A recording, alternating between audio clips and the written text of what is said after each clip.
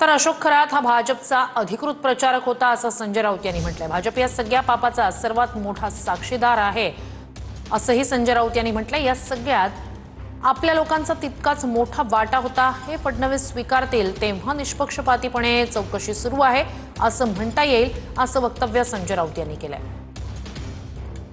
देवेंद्र फडणवीस यांनी याच्यावरती जास्त न बोललेलं बरं का भाजपच्या लोकांनी।